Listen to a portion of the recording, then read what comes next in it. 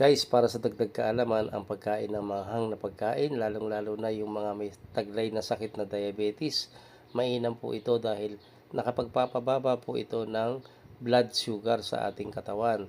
At sa mga gustong magpapayat naman ay meron po itong taglay na burning calories, pinapainit niya ang ating katawan. At yung may mga sakit na tinatawag na sinusitis, tinutulungan niya po para lumuwag ang ating paghinga.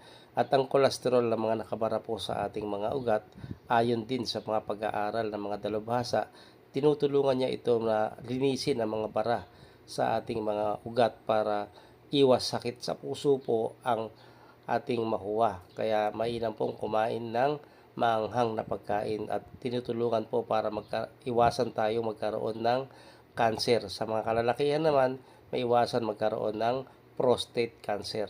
Kaya ugaliin kumain ng sili at ito ay sanayan lang. Yun lang po.